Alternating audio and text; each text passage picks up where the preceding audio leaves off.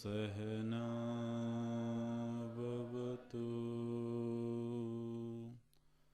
सहनो भुनक्तु सह वीर्यं करवावहै तेजस्विनावधीतमस्तु मा विद्विषावहै।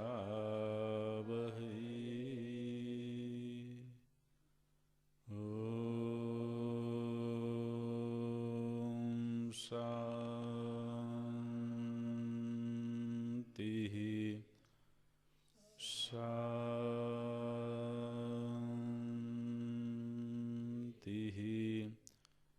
शान्तिः।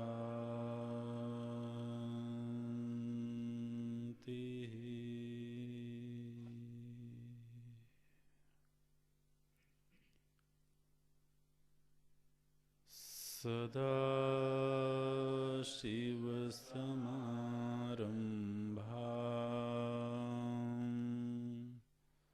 शङ्कराचार्यमध्यमाम्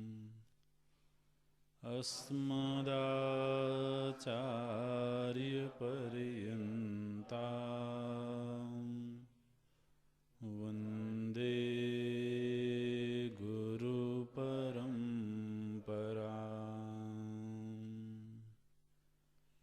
शङ्करं शङ्कराचार्यं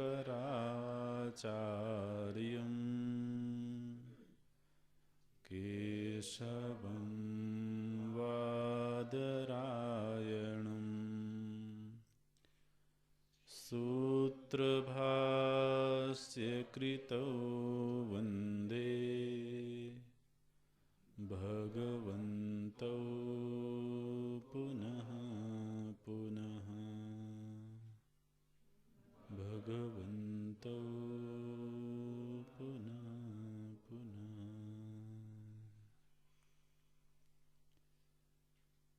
अखण्डं सच्चिदानन्दम्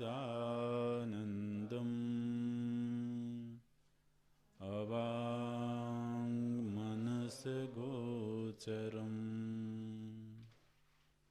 आत्मानम् अखिलाधारम् आश्रयेऽभीष्टसिद्धये अर्थतोऽप्यद्वयानन्दान् अतीतद्वैतभानतः गुरूनाराध्यवेदान्त सारं वक्ष्ये यथामति सारं वक्ष्ये यथामति।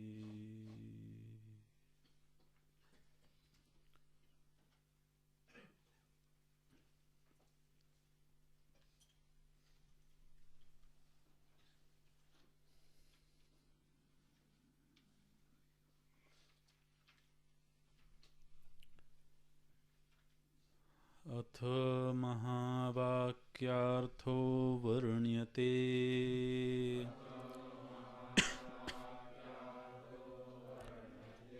इदं तत्त्वमसि वाक्यम् सम्बन्धत्रयेण अखण्डार्थबोधकं भवति। सम्बन्धत्रयं नाम पदयोः सामानाधिकरण्यम् पदार्थयोः विशेषण विशेष्य भावः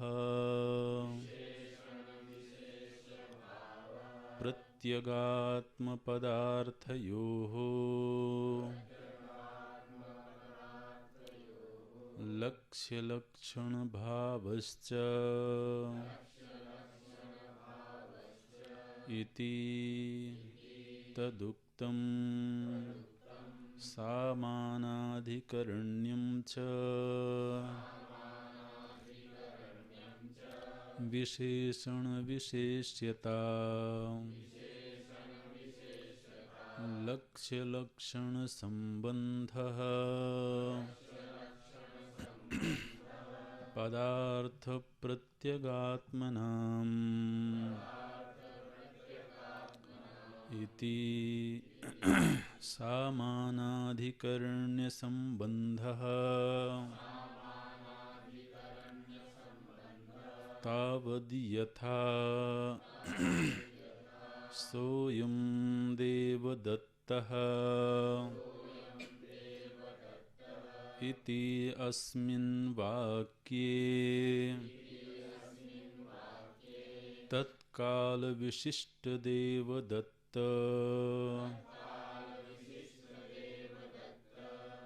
वाचक सशब्दस्य एतत्कालविशिष्टदेवदत्त वाचक अयं शब्दस्य च एकस्मिन् पिण्डे तात्पर्यसम्बन्धः तथा अत्र तत्त्वमसि इति वाक्येऽपि परोक्षत्वादिविशिष्ट चैतन्य वाचक तत्पदस्य अपरोक्षत्वादिविशिष्ट चैतन्यवाचक त्वं पदस्य च एकस्मिंश्चैतन्ये तात्पर्यसम्बन्धः एकस्मिंश्चैतन्ये तात्पर्यसम्बन्धः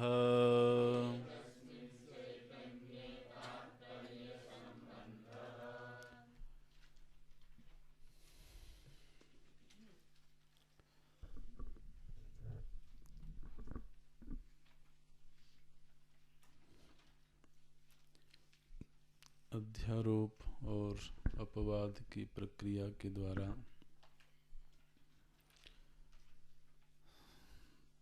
तत्पद का शोधन हुआ और त्वम पद का शोधन हुआ।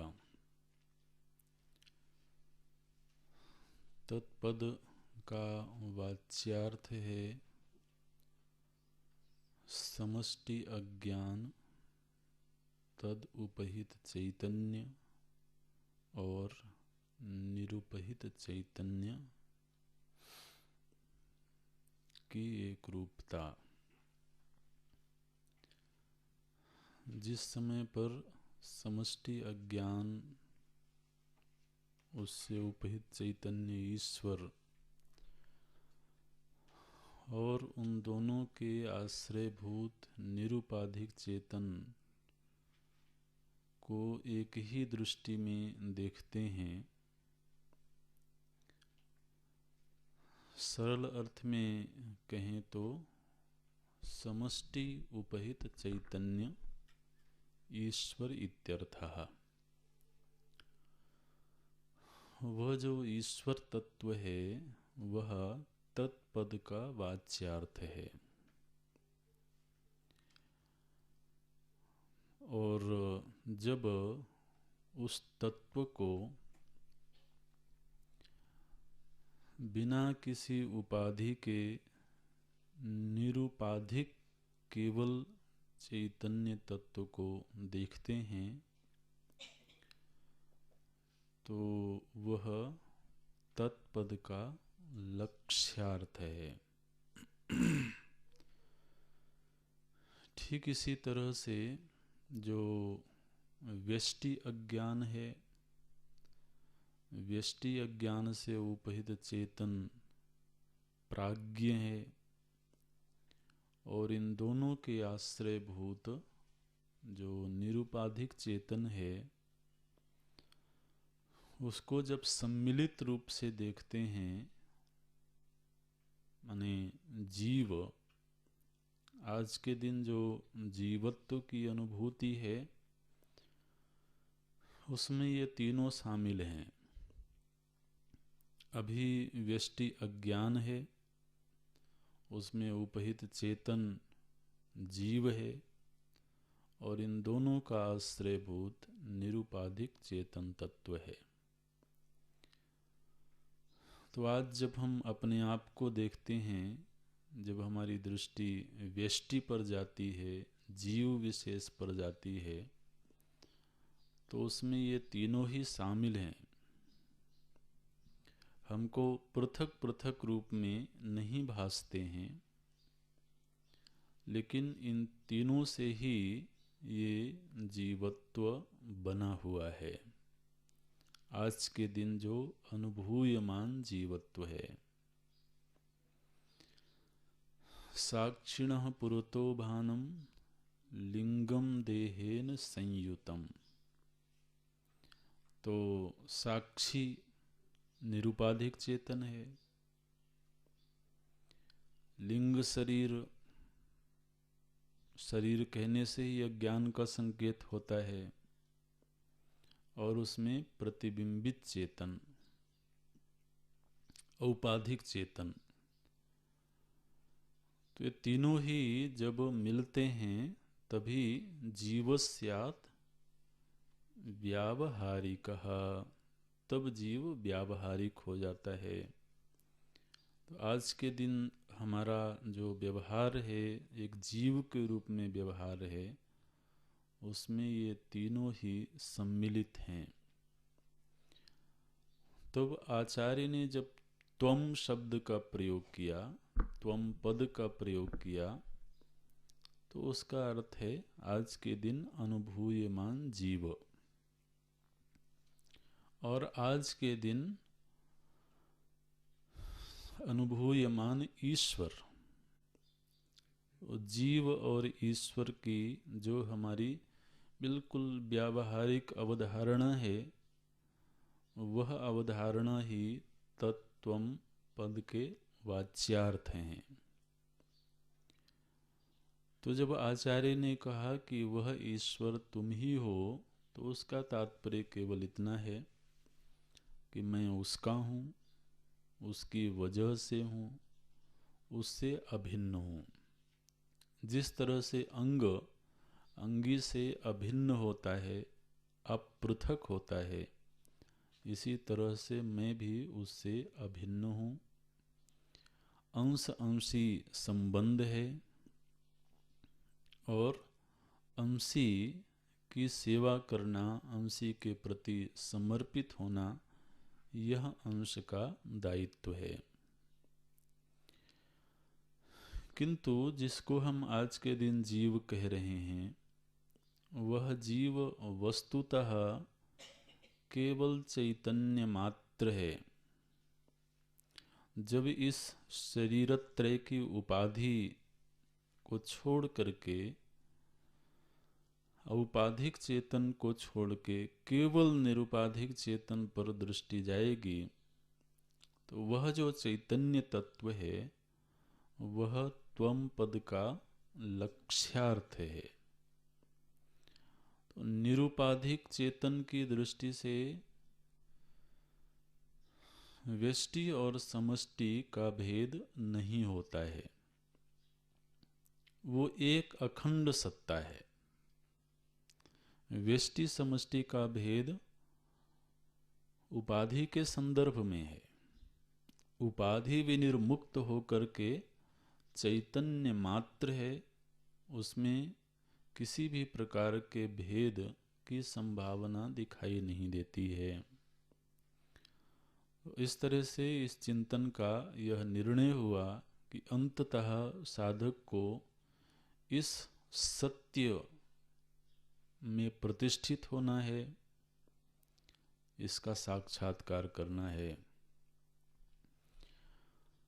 अब जो प्रसंग है वो है महावाक्य, जो तत्त्वमसि महावाक्य है। इस महावाक्य का थोड़ा विवरण किया जाता है। इस पर थोड़ा विस्तार से शास्त्रीय ढंग से चिंतन प्रस्तुत किया गया है। ये चिंतन शास्त्रीय है, इसकी जो भाषा है वो शास्त्रीय है, थोड़ा जटिल भी है, लेकिन फिर भी आप समझने का प्रयत्न करें। बोलते हैं अथ महावाक्यार्थो वर्ण्यते। अब अथ शब्द से ये संकेत मिलता है कि एक नया प्रकरण शुरू हो रहा है।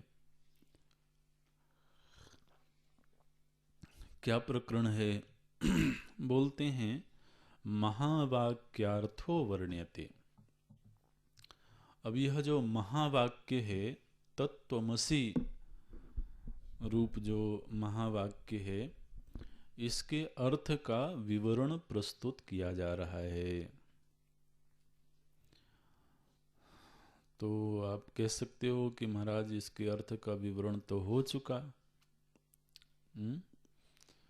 बोले हाँ हो चुका है, लेकिन थोड़ा और विस्तार से विवरण करते हैं, केवल महावाक्य को केंद्र में रख करके। इस महावाक्य की महिमा क्या है, इस महावाक्य का रहस्य क्या है। और आप जानते हैं हमारे वेद में हमारे आचार्यों ने 4 महावाक्य गिने हैं। चारों अलग अलग, चारों ही वेदों से लिए गए हैं। महावाक्य का अर्थ ऐसा नहीं है कि वो वाक्य बहुत बड़ा है। वाक्य छोटा होगा, 2 पद होंगे, 3 पद होंगे, लेकिन उस महावाक्य का जो अर्थ है वो अर्थ बहुत महान है, वो अर्थ बहुत बड़ा है। इसलिए अर्थ की महानता की दृष्टि से इन वाक्यों को महावाक्य की संज्ञा दी गई है। इनमें से एक महावाक्य है तत्त्वमसि। यह छांदोग्य उपनिषद में यह मंत्र प्राप्त होता है। अथ महावाक्यार्थो वर्ण्यते। तो महावाक्यार्थ का अर्थ यहाँ केवल तत्त्वमसि महावाक्य से है। इदं तत्त्वमसि वाक्यम अखंडार्थ बोधकम भवति। इदं वाक्यम अखंडार्थ बोधकम भवति। यह जो वाक्य है यह अखंड के अर्थ का बोधक बनता है। ये छोटा सा वाक्य इस तरह से समझें, यह वाक्य अखंड के अर्थ का बोधक होता है। अखंडार्थ बोधकम भवति। और छोटा बनाना हो तो इदं वाक्यम बोधकम भवति। यह जो वाक्य है यह बोधक वाक्य है। ध्यान देना, ये वाक्य कैसा है? बोले यह बोधक है। बोधक का अर्थ क्या है? ये बोध करवाने वाला है, ज्ञान करवाने वाला यह वाक्य है। अच्छा, तो किस विषय का ज्ञान करवाता है? तो बोलते हैं अखंड अर्थ।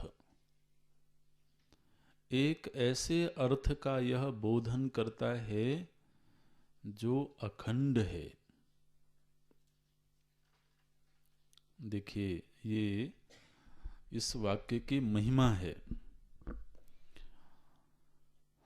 हर वाक्य की अपनी एक सीमा होती है, वो एक क्षेत्र में अपना कार्य करता है, एक विषय का ज्ञान करवाता है। लेकिन यह वाक्य कैसा है? बोले यह जिस विषय का बोध करवाता है वह विषय अखंड है, अखंड वस्तु का बोधक है।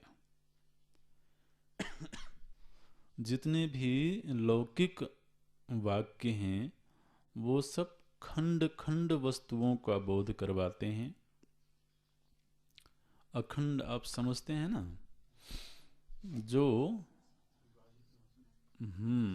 देश काल और वस्तु से अबाधित है, ऐसा तत्व ही अखंड कहलाता है। खंडितो न भवति इति अखंडः। तो आप गुरु स्तोत्र में पढ़ते हैं अखंड मंडलाकारम। तो उनका मंडल कैसा है? बोले अखंड है, देश से खंडित नहीं है, काल में खंडित नहीं है, किसी वस्तु में खंडित नहीं है। सर्वदेश सर्वकाल और सर्व वस्तु में विद्यमान जो तत्व है उस तत्व को अखंड कहते हैं। और ऐसे अखंड वस्तु रूप अर्थ का बोधन करवाने वाला यह वाक्य है। ये समझ में आया? यह वाक्य किसका बोधन करवाता है? बोले अखंड अर्थ का। अर्थ माने तत्व, एक ऐसे तत्व का बोध करवाता है जो अखंड है। तो अब स्वाभाविक रूप से फिर ये वाक्य महावाक्य ही कहा जाएगा। जिस वाक्य के श्रवण मात्र से किसी मुनि को, मननशील व्यक्ति को अखंड तत्व का बोध प्राप्त हो जाए, एक वाक्य के श्रवण मात्र से, वो वाक्य महान ही होगा। इदं तत्त्वमसि वाक्यम अखंडार्थ बोधकम भवति। अच्छा, कैसे बोधक बनता है यह? तो बोलते हैं संबंधत्रयेण। तीन तरह के संबंध बनते हैं और उन तीन तरह के संबंधों के आधार पर, तीन तरह के संबंधों के आधार पर यह वाक्य अखंड वस्तु का बोधक बनता है। तो यहाँ पर तीन तरह के संबंधों की रचना की गई है। तीन तरह के संबंध क्या है महाराज? तो बोलते हैं संबंधत्रयम नाम। ये जो संबंधत्रय हमने यह संकेत किया कि तीन तरह के संबंध बनते हैं, उन तीन तरह के संबंधों का आश्रय लेकर के यह वाक्य अखंड वस्तु का बोधक बनता है। तो वो तीन तरह के संबंध क्या हैं? तो बोलते हैं संबंधत्रयम नाम। पदयोः सामानाधिकरण्यम, पदार्थयोः विशेषण विशेष्य भावः, प्रत्यगात्म पदार्थयोः लक्ष्य लक्षण भावश्च इति। तो इसमें ध्यान दें, जब भी संबंध की बात आती है तो निश्चित रूप से संबंध दो वस्तुओं के बीच में होता है, ठीक है ना। संबंध के लिए कम से कम दो तो चाहिए, केवल एक से संबंध की रचना नहीं होगी। कोई कहे कि मैं अपना संबंधी हूं। अच्छा, आपका आपसे क्या संबंध है? बोले मैं अपना भाई हूं। तो अकेले में संबंध की रचना नहीं होती है। संबंध के लिए कम से कम दो लोग चाहिए, दो वस्तुएं चाहिए। तो तीन तरह के संबंध यहाँ पर बताए गए हैं, लेकिन वो संबंध किन किन के बीच है यह भी जानना जरूरी होगा। तो पहले संबंध का नाम लेते हैं। एक संबंध है सामानाधिकरण्य, दूसरा संबंध है विशेषण विशेष्य भावः। ये शब्द पूर्व में पठित हैं, इसलिए थोड़ा आसान होगा समझना आपके लिए। एक संबंध है सामानाधिकरण्य, दूसरा है विशेषण विशेष्य भाव, और तीसरा है लक्ष्य लक्षण भाव। तो ये संबंधों के नाम हैं। तो दो संबंधी आपस में मिले और उनके बीच में क्या संबंध है यह बताया जाता है। बोले ये एक ही परिवार के हैं, ये पारिवारिक संबंध बना। फिर बोले नहीं, ये एक ही वर्ण के हैं, वर्ण भी संबंध का हेतु बनता है। फिर बोले कि ये एक ही देश के हैं, देश भी संबंध का हेतु बना। तो ये एक ही गुरुकुल के हैं, तो वो भी संबंध का हेतु बना। तो इस तरह से संबंध के अनेक हेतु होते हैं। यहाँ पर तीन तरह के संबंध बताए गए। बोले एक तो सामानाधिकरण्य संबंध है, दूसरा विशेषण विशेष्य संबंध है, और तीसरा लक्ष्य लक्षण संबंध है। अच्छा, ये तीनों संबंध किनके बीच में हैं? तो बोलते हैं जो सामानाधिकरण्य संबंध है वह पदों के बीच में है, पदयोहो।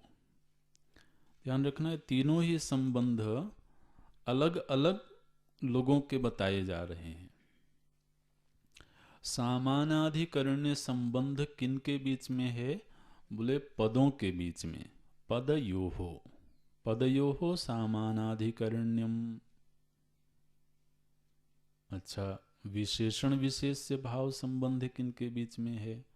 बोलते हैं पदार्थयोहो। ये सब द्विवचन में है, पदयोहो भी द्विवचन में है और पदार्थयोहो ये भी द्विवचन में है।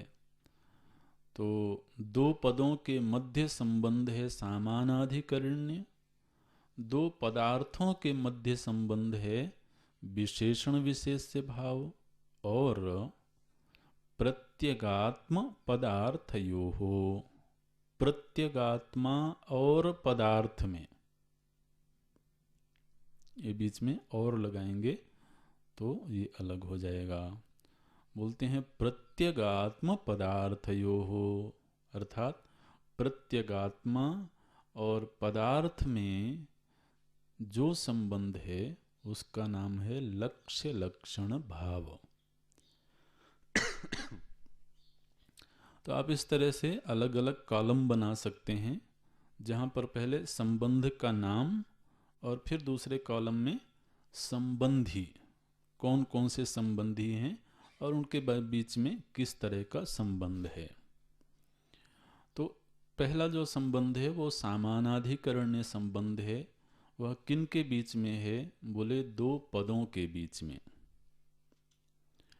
फिर जो विशेषण विशेष्य संबंध है वह किन के बीच है?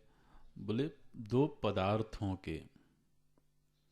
और तीसरा लक्ष्य लक्षण संबंध किन के मध्य है? बोले प्रत्यगात्मा और पदार्थ, इन दोनों के मध्य में लक्ष्य लक्षण संबंध है। अच्छा, पदार्थयोः लक्ष्य लक्षण भावश्च इति तदुक्तम। और वार्तिक का एक श्लोक उद्धृत कर देते हैं यहाँ पर। सामानाधिकरण्यं च विशेषण विशेष्यता लक्ष्य लक्षण संबंध पदार्थ प्रत्यगात्मनाम। तो तीन तरह के संबंध इस महावाक्य में प्रकट होते हैं। ऐसा तो परम पूज्य सुरेश्वराचार्य जी का यह श्लोक है। अच्छा जी, तो दो पदों के मध्य एक संबंध है, दो पदार्थों के मध्य एक संबंध है, और प्रत्यगात्मा और पदार्थ के मध्य एक संबंध है। क्या समझ में आया? बोले अभी तो कुछ समझ में नहीं आया। तो अब आगे उसका विवरण स्वयं ही आचार्य प्रस्तुत करते हैं। तो पहले आप इन शब्दों को थोड़ा समझ लें, फिर हम आगे के वाक्य में प्रवेश करते हैं। तो ये जो महावाक्य है तत्त्वम्, इसमें दो पद हैं, तत्त्वम्। असि, असि इन दोनों को जोड़ने वाला पद है, तो अभी असि को छोड़ देते हैं। तो इस महावाक्य में दो महत्वपूर्ण पद हैं, तत्त्वम्। इन दोनों पदों के मध्य कोई संबंध है। ठीक है, पदयोः संबंधः माने तत् और त्वम्, ये जो दोनों पद बताए गए हैं, इन दोनों पदों के मध्य आपस में कोई संबंध है।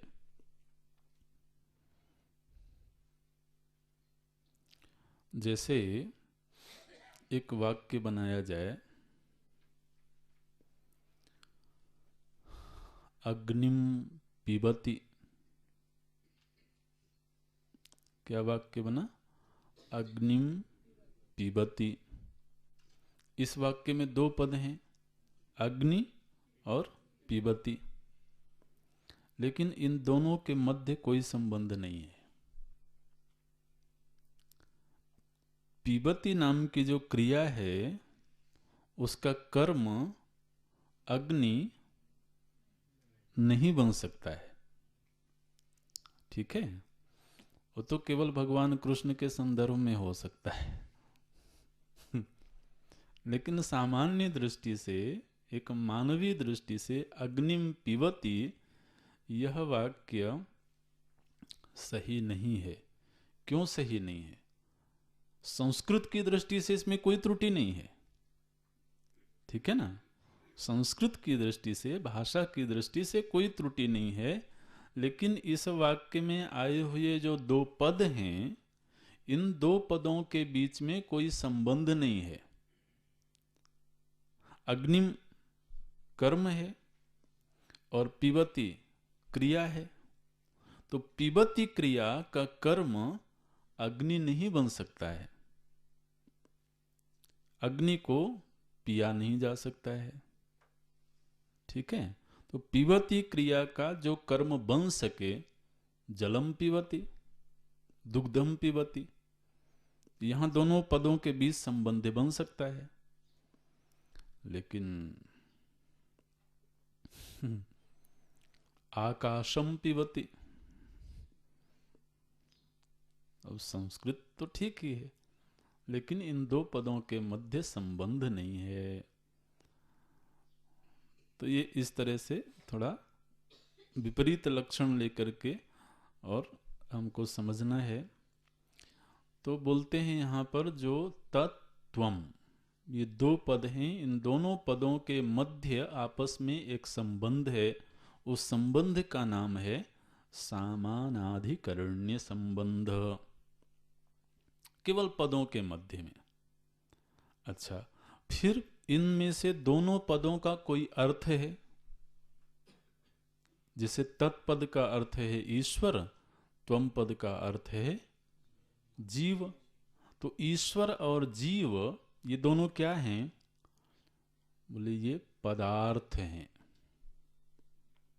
ठीक, पदस्य अर्थः इति, तो तत्पदस्य अर्थः कोस्ति। वाक्य समझने में समय लगा क्या? नहीं, सरल सरल बोलते हैं। तो तत्पद का अर्थ कौन है? बोले ईश्वर। तो ईश्वर पदार्थ हो गया। और त्वम पदस्य अर्थः जीव, तो जीव पदार्थ हो गया। तो ये जो पदार्थ हैं अर्थात ईश्वर और जीव, इनके मध्य भी एक संबंध है। वो संबंध क्या है? बोले विशेषण विशेष्य संबंध। संबंधी पकड़ में आए आपको? दो पद हैं, इन दोनों पदों के मध्य एक संबंध है। फिर इन दोनों पदों के जो अर्थ हैं उन अर्थों के मध्य भी एक संबंध है। अच्छा, फिर बोलते हैं प्रत्यगात्म पदार्थयोः। जो प्रत्यक आत्मा है अर्थात जो दृष्टा है, जो अंतरंग आत्मा है, उस प्रत्यक आत्मा का इन पदार्थों के साथ एक संबंध है। पदार्थ मतलब इन वाक्यों के जो वाच्य अर्थ थे, उन वाच्य अर्थों के साथ भी प्रत्यगात्मा का एक संबंध है। इसका विस्तृत विवरण आगे आएगा, लेकिन केवल संबंध ही और उनके मध्य के संबंध को हमें यहाँ पर समझना है। तो साधक की खोज तो केवल प्रत्यगात्मा की ही है, ठीक है ना। वह कोई तो औपाधिक तत्व को खोजने में रुचि नहीं रखता है, ना तो वो औपाधिक व्यष्टि को खोजना चाहता है, ना समष्टि को खोजना चाहता है। वह तो केवल प्रत्यगात्मा प्रत्यगात्मा का साक्षात्कार करना चाहता है।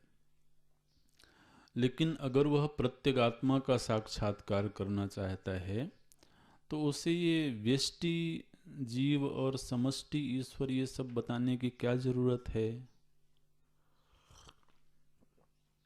तो बोले जरूरत ये है कि उस प्रत्यगात्मा के साथ में इनका कोई संबंध है।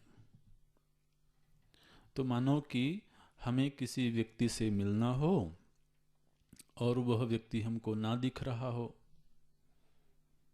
उसका मित्र दिख जाए, तो क्या करते हैं? उस मित्र के सहारे उसको खोजते हैं, ठीक है ना। तो संबंध ही तो किसी के मिलाने का हेतु बनता है। तो इसी तरह से जब प्रत्यगात्मा और इन वाच्यार्थ के मध्य कोई संबंध होगा तो वाच्यार्थ के सहारे हम उस लक्ष्यार्थ को खोज सकेंगे। तो इनके मध्य संबंध क्या है ये पता लगना चाहिए। तो जैसे मान लीजिए कि बाजार में आपने किसी व्यक्ति को देखा, किसी युवक को देखा, और आप जानते हैं कि इन पिता फला हैं, तो उस युवक से आप पूछ लेंगे कि आपके पिताजी कहाँ हैं।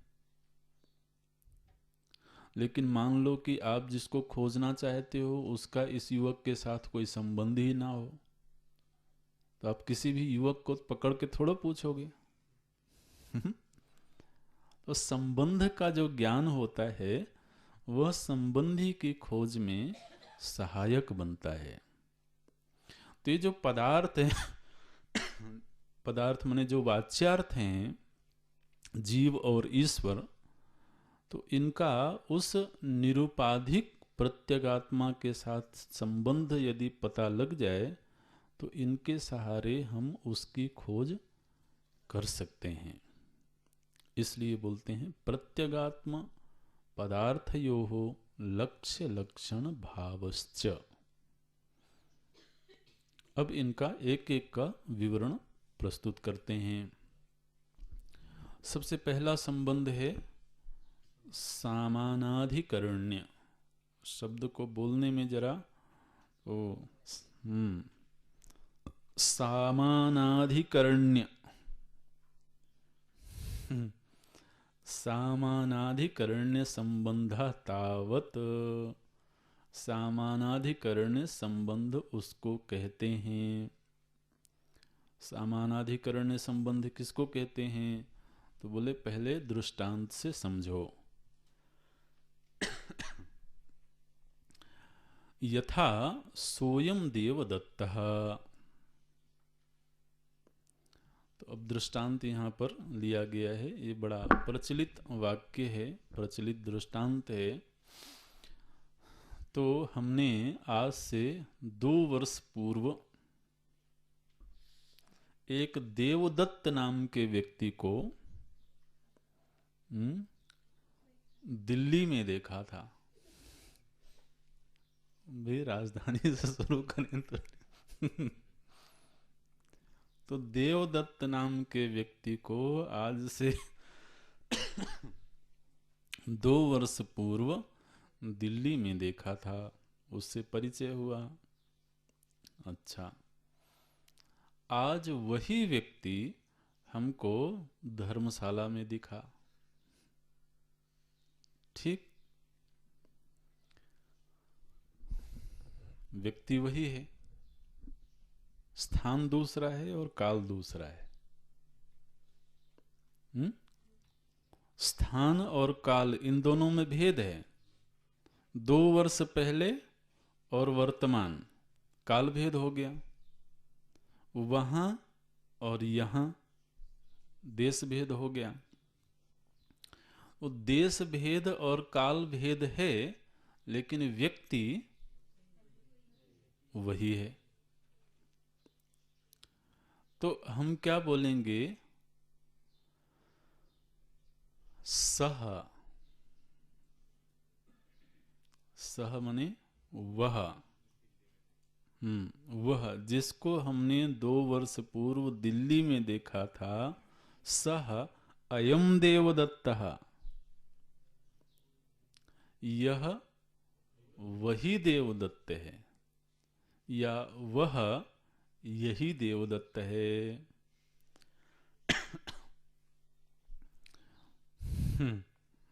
ये जो वाक्य है ये पुलिस वालों के लिए बहुत आसान है महाराज, और वर्षों बरस केस चलते रहते हैं तो इन वाक्यों से ही काम चलेगा कि 3 साल पहले जिसने अपराध किया था वह यही है, आज पकड़ में आया है।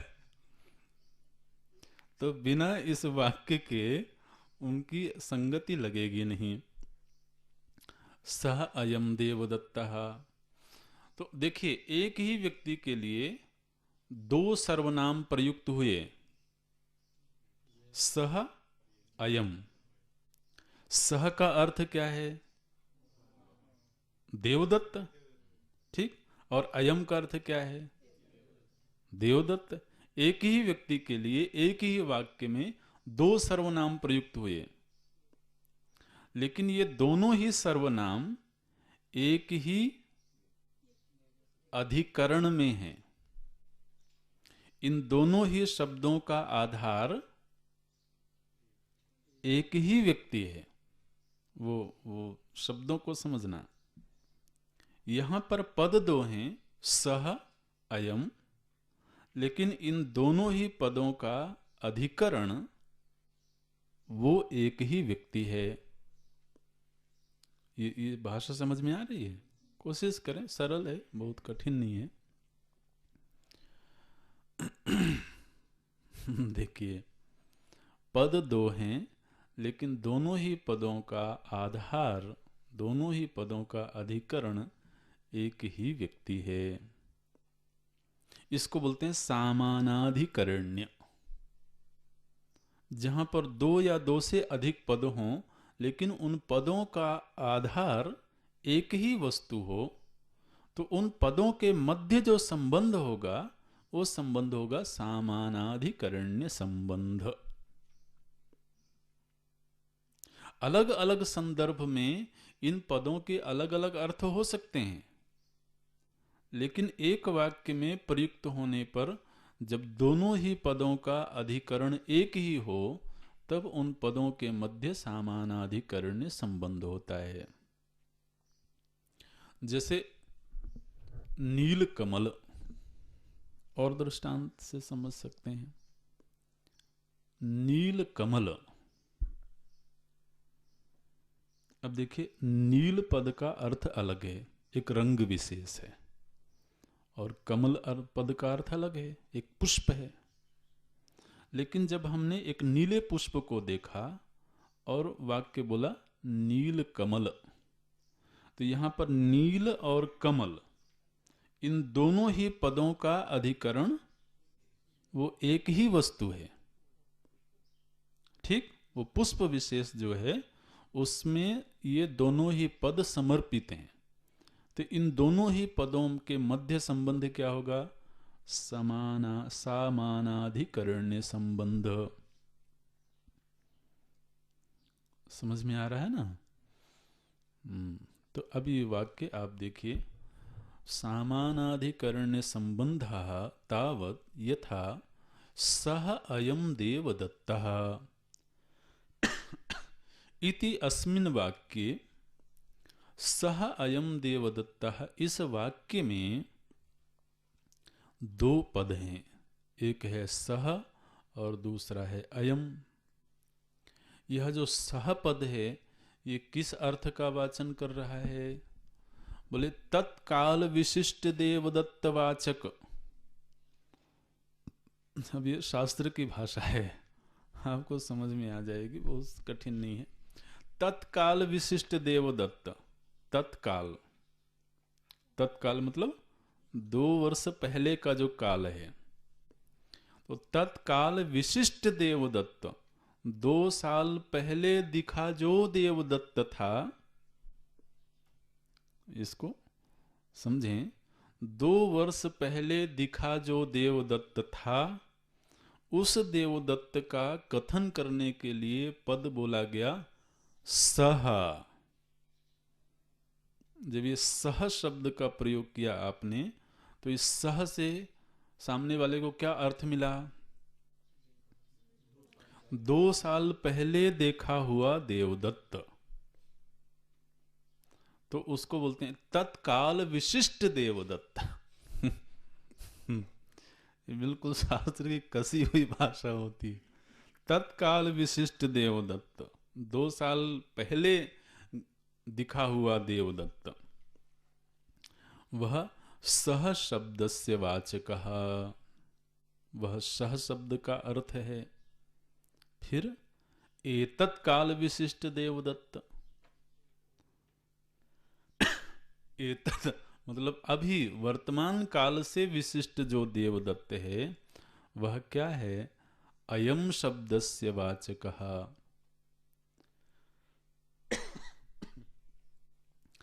तो महाराज 2 देवदत्त हो गए। एक देवदत्त है तत्काल विशिष्ट देवदत्त, और एक ये तत्काल विशिष्ट देवदत्त। दोनों का विशेषण अलग अलग है।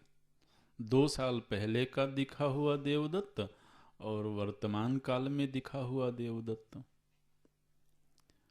तो इन दोनों ही विशेषताओं को अभिव्यक्त करने के लिए 2 पद प्रयोग किए गए, सह अयम।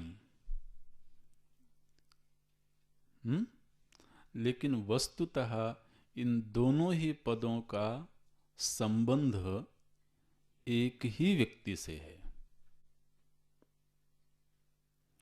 तो हमारे अंदर ये बड़ा अद्भुत विज्ञान काम कर रहा है महाराज। यह जो स्मृति कोश हमारे भीतर है ना, इस स्मृति का जो विज्ञान है भगवान ने फिट किया हुआ है। यह स्मृति का विज्ञान इसी आधार पर चलता है।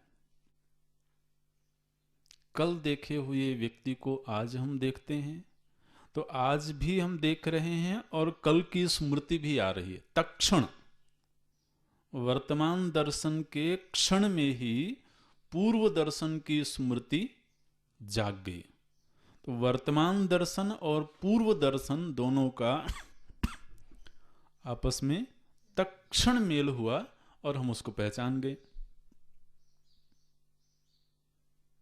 ये ऐसा जबरदस्त विज्ञान हमारे अंदर फिट किया हुआ है। वर्तमान ज्ञान और भूत का अनुभव, भूत की का ज्ञान, दोनों का जब मिलन हो जाता है तभी पहचान बनती है। हम किसी को भी पहचानते हैं, वो केवल वर्तमान दर्शन से पहचान का निर्माण नहीं होता है। पूर्व की अनुभूति और वर्तमान दर्शन, ये दोनों मिलकर के एक पहचान कायम करते हैं। तो हम तत्क्षण देखते ही उसको पहचान लेते हैं कि अच्छा ये फला व्यक्ति है। ये नैसर्गिक रूप से, स्वाभाविक रूप से हमारे अंदर घटना घट रही है, तो कई बार हम इस घटना की महत्ता को तो ध्यान भी नहीं देते हैं। तो जब हमने कहा सह अयम देवदत्तः, यह वही देवदत्त है, तो यह तो अलग है, वही अलग है। यह और वही, इन दोनों पदों में बड़ा भेद है। आप कह रहे हो वह, तो वह तो परोक्षता का वाचक है। और यह प्रत्यक्षता का वाचक है। तो जो परोक्ष है वही प्रत्यक्ष कैसे हो सकता है? बोले यही तो पदों की खूबी है, यही इन पदों की महत्ता है कि पद तो दो अलग अलग हैं, दोनों अलग अलग अर्थों का वाचन कर रहे हैं, लेकिन इन दोनों के पदों के मध्य में सामानाधिकरण्य संबंध है, जिससे वो एक ही अर्थ को हमारे चित्त में प्रकट करते हैं। इन पदों के मध्य इस पर्टिकुलर वाक्य में सामानाधिकरण्य संबंध होने के नाते ये दोनों ही पद एक ही अर्थ को अभिव्यक्त करते हैं। देखिए, सह अयम देवदत्तः इति अस्मिन् वाक्ये, अस्मिन् वाक्ये, इस पर ध्यान देना है। वाक्य दूसरा हो जाएगा तो वहां अर्थ भेद हो सकता है, संबंध भेद हो सकता है, लेकिन अस्मिन् वाक्ये सह अयम, इन दोनों ही पदों के मध्य में सामानाधिकरण्य संबंध है। यद्यपि दोनों पद अलग अलग अर्थ का वाचन करते हैं। पहला जो पद है सह, वह किस अर्थ का वाचक है? बोले तत्काल विशिष्ट देवदत्तवाचक सह शब्दस्य। ठीक है ना, स्पष्ट है? अच्छा, एतत् काल विशिष्ट देवदत्तवाचक अयम शब्दस्य, तत्काल विशिष्ट देवदत्तस्य वाचक सह शब्द और एतत् काल विशिष्ट देवदत्तस्य वाचक अयम शब्द एकस्मिन् पिंडे तात्पर्य संबंधः। ये दोनों ही पदों का संबंध एक ही पिंड से है। महाराज उस देवदत्त को पिंड कह दिया है इन्होंने। बोले ये दोनों ही पद एक ही पिंड से संबंधित हैं, उन्हें एक ही व्यक्ति से संबंधित हैं, इसलिए इन दोनों के मध्य सामानाधिकरण्य संबंध है। ठीक इसी प्रकार से, ये तो दृष्टांत था, ठीक इसी प्रकार से यह जो तत्त्वम असि, ये महावाक्य है, इसमें दो पद हैं, तत् त्वम। अब देखिए, यह जो तत् है, तत् का अर्थ क्या है? वह परोक्ष का संकेत कर रहा है, और तुम बिल्कुल प्रत्यक्ष है। तुम तो तत् तो परोक्ष का वाचन कर रहा है, तुम प्रत्यक्ष का वाचन कर रहा है, लेकिन परोक्षत्वादि विशिष्ट चैतन्यवाचक तत्पद, तत्पद किसका वाचन कर रहा है? बोले जो परोक्षत्वादि विशिष्ट चैतन्य अर्थात ईश्वर है ना। अब समष्टि अज्ञान प्रत्यक्ष थोड़ी है, समष्टि अज्ञान तो परोक्ष है, और उसमें उपहित चैतन्य भी परोक्ष है। तो यह जो तत्पद है, इसने किसका वाचन किया? बोले जो परोक्ष है। तो परोक्षत्वादि विशिष्ट चैतन्यवाचक तत्पदस्य, अच्छा फिर जीव कहाँ है? बोले वो तो अपरोक्ष है ना, वो अपरोक्ष है। तो अपरोक्षत्वादि विशिष्ट चैतन्यवाचक त्वम पदस्य, त्वम पद किसका वाचन कर रहा है? बोले जो अपरोक्ष चैतन्य है। ये अपरोक्ष शब्द आपके लिए नवीन नहीं है, ठीक है ना। बिल्कुल जो अंतः प्रत्यक्ष है उसको अपरोक्ष बोलते हैं, और जो प्रत्यक्ष से परे है उसको परोक्ष बोलते हैं। तो ईश्वर कैसा है? बोले वो तो परोक्ष है। और जीव कैसा है? बोले वो अपरोक्ष है। मजे की बात यह है कि इन दोनों में से प्रत्यक्ष कोई भी नहीं है। ध्यान गया आपका? ईश्वर भी प्रत्यक्ष नहीं है। प्रत्यक्ष माने जो इंद्रियों का विषय बने। अक्षम अक्षम प्रति इति प्रत्यक्षम, जो इंद्रिय का विषय बन जाए। अक्ष माने होता है इंद्रिय, तो अक्षम अक्षम प्रति, जो इंद्रिय का विषय बने वह प्रत्यक्ष कहलाता है। महाराज ईश्वर प्रत्यक्ष का विषय है नहीं, वो परोक्ष है। परैहि अक्षः इति परोक्षः, जो अक्षों से दूर है, इंद्रियों से दूर है, उसको परोक्ष बोलते हैं। और जो परोक्ष नहीं है, ध्यान देना, जो परोक्ष तो नहीं है लेकिन अनुभव का विषय है, उसको बोलते हैं अपरोक्ष। हमारे अंदर जो हमें अपने होने की अनुभूति हो रही है वो परोक्ष रूप में हो रही है क्या? परोक्ष तो नहीं है। कभी किसी को लगा कि नहीं मैं अभी बहुत दूर हूं, मैं अभी 1 साल पहले हूं, तो उसको अपने होने की अनुभूति परोक्ष रूप में नहीं हो रही है, लेकिन प्रत्यक्ष रूप में भी नहीं हो रही है। तो इसको क्या कहेंगे? अपरोक्ष। तो अहम की अनुभूति अपरोक्ष है, ईश्वर परोक्ष है।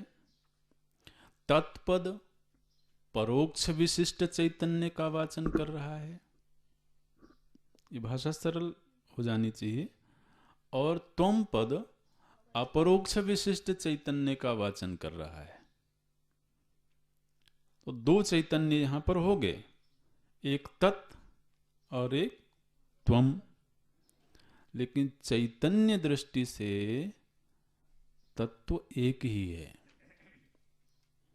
इसलिए परोक्षता और अपरोक्षता को मिटा देने पर शेष बचेगा केवल चैतन्य।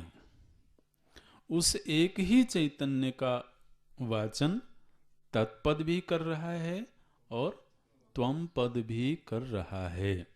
इसलिए तत् और त्वम ये दोनों ही पद एक ही अधिकरण में समर्पित होते हैं। ठीक है। जैसे सोयम देवदत्त हमें 2 विभाग दिखे, तत्काल विशिष्ट देवदत्त, ये तत्काल विशिष्ट देवदत्त। अब ये तत्काल विशिष्ट शब्द को हटा दीजिए, ये तत्काल विशिष्ट शब्द को हटा दीजिए, तो बचेगा कौन? केवल देवदत्त।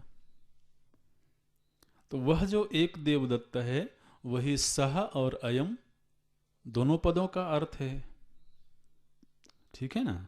इसी तरह से तत् माने जो परोक्ष चैतन्य है और तुम जो अपरोक्ष चैतन्य है, तो परोक्ष शब्द और अपरोक्ष शब्द इन दोनों को हटा देने पर शेष बचा चैतन्य, और वह चैतन्य तत् और त्वम दोनों ही पदों का अधिकरण है, दोनों पदों का आश्रय है। इसलिए इन दोनों पदों के मध्य संबंध क्या बना? समानाधिकरण्य संबंध। तो जब साधक तत्त्वम ये पद सुनता है तो उसके मन में एक ही अर्थ केवल प्रकट होता है, चैतन्य। वहां पर दो नहीं आते हैं। जैसे जब उसने सुना सह अयम देवदत्तः, तो क्या उसके चित्त में दो देवदत्त स्फुरित हुए? एक ही व्यक्ति स्फुरित हुआ। इसी तरह से तत्त्वम, इस पद का श्रवण होते ही, इन दोनों ही पदों का श्रवण होते ही उसके मन में केवल एक अर्थ प्रकट हुआ, निरुपाधिक चैतन्य मात्र। वहां पर परोक्ष और अपरोक्ष ये दोनों मिट गए। तो एक ही अर्थ का वाचन करते हैं दोनों पद, इसलिए इन दोनों के मध्य संबंध है सामानाधिकरण्य संबंध। परोक्षत्वादि विशिष्ट चैतन्यवाचक तत्पदस्य, वाक्य देखते रहना, वाक्य बड़े बड़े बनाए गए हैं, इसलिए कई बार उसका विभाग करने में विद्यार्थी को दिक्कत आती है, लेकिन आप ध्यान से श्रवण करेंगे तो खुल जाएंगे। परोक्षत्वादि विशिष्ट चैतन्यवाचक तत्पदस्य, ये एक वाक्य है। फिर अपरोक्षत्वादि विशिष्ट चैतन्यवाचक त्वम पदस्य, इन दोनों ही पदों के मध्य में च एकस्मिंश्चैतन्ये, एक ही चैतन्य में दोनों पद समाहित हैं, दोनों पदों का अर्थ एक ही चैतन्य है। एकस्मिन् चैतन्य तात्पर्य संबंध, दोनों ही पदों का तात्पर्य एक ही चैतन्य है, इसलिए इन दोनों ही पदों के मध्य संबंध सामानाधिकरण्य संबंध है। स्पष्ट? अच्छा, अगला संबंध है पदार्थों के मध्य में, और पदार्थों के मध्य जो संबंध है वो है विशेषण विशेष संबंध। अगली कक्षा में देखते हैं। ओम पूर्णमदः पूर्णमिदं पूर्णात् पूर्णमुदच्यते पूर्णस्य पूर्णमादाय पूर्णमेवावशिष्यते। ओम शांति शांति शांति।